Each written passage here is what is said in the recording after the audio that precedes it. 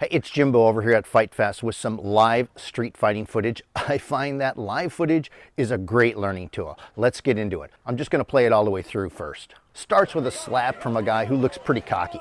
I'll call him Camo Shorts because he's wearing camo shorts. Okay, Camo Shorts has got his arms up and he looks like he's going to keep throwing, but then backs away. In the end, he probably should have just left it at that. Okay, then he's threatening a girl. He strolls over and pops another guy in the face, then quickly hits another bystander. Now, Camo Shorts is smiling, and he's really on a roll here. That is, until one dude has simply had enough, and he just ends it. Bam, he's out. Okay, let's back it up and look at what's going on here, because there are some valuable lessons to be learned. Like I said, watching what happens in the real world is pretty educating when it comes to street fighting. Like I said, first shot is a slap in the face. The guy in the red shirt has got his hands somewhat ready, so the bully doesn't really land a clean shot here. Red shirt and his buddy look like they're ready to engage, but then they back down with the buddy, I'll call him Woodstock because he looks like he's a peace-loving dude, giving a peace sign. Something like, can't we all just be friends? This is a de-escalation tactic that seems to work for a second. I'll tell you all about the 3 kinds of opponents you can expect to get into a confrontation with. It's vital information because understanding your enemy gives you a huge advantage. Stick around for that. Anyway, watch our friend with the gray shirt. Looks like he's with the girl and not very happy about what's going on. Eventually, he's the one who takes out this bully. Okay, let's continue.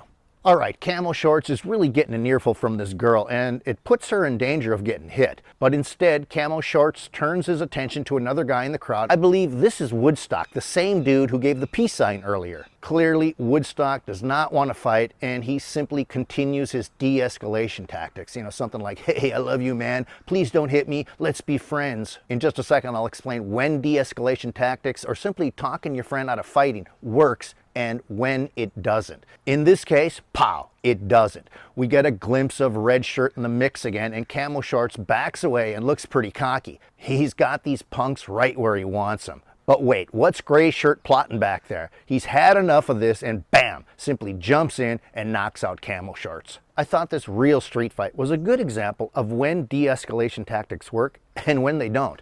Because there are actually times that you can talk your way out of a fight using command presence. This brings down the tension, but first you must understand the 3 different kinds of opponents with which you can expect to get into a confrontation with.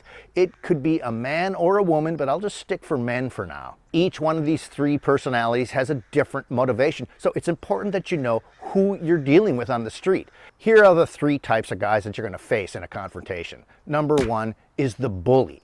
Number 2 is the predator, and number 3 is what I call the emotionally hijacked. Basically, if you're just a regular guy minding your own business, these are the 3 kinds of personalities most likely to start a fight with you. I'll do a brief explanation of each one. First is the bully. This guy is interested in dominating people. He does not tolerate those who don't submit to his will, and he will defend his position as top dog.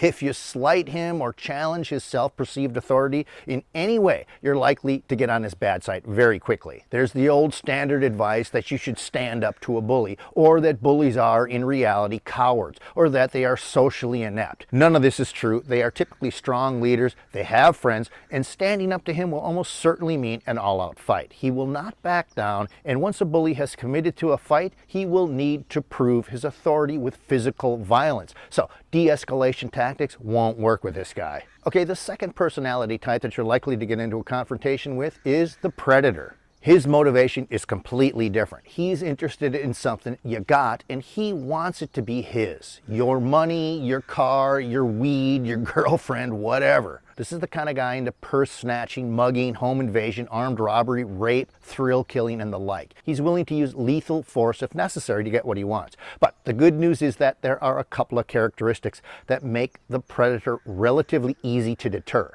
First of all, he does not want to be hurt or caught during his nefarious activities. So he depends largely on stealth and surprise. If he can sneak up to you and hit you with a metal pipe, that's what he'll do. But if you spot him and yell and call attention to him or do anything that makes him feel that he's going to be caught or hurt, he will likely just run away. He's looking for easy targets. So the trick is to make yourself a hard target. A burglar alarm, a dog, pepper spray, understanding some self-defense moves, being in shape, looking like a physical threat, keeping your head out of your phone, being situationally aware. These are all ways of making sure the predator does not pick you for a target. The predator does not respond at all to de-escalation tactics.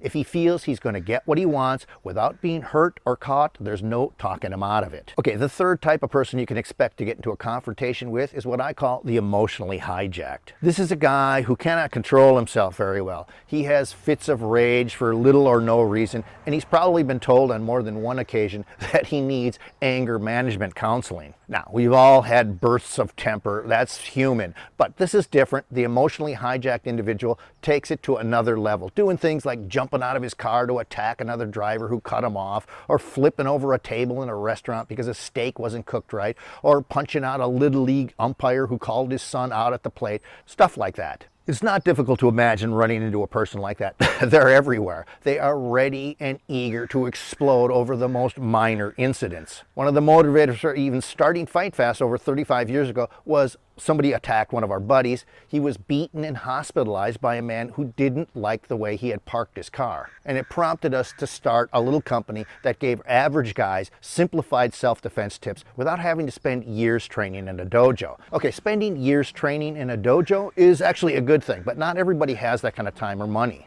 Anyway, the good news is that the emotionally hijacked individual often responds very well to de-escalation tactics. I won't get into all the techniques here as we're running out of time, but now that you know the three types of individuals you most likely get into a serious confrontation with and which ones respond to de-escalation tactics, it makes your life a little bit more predictable.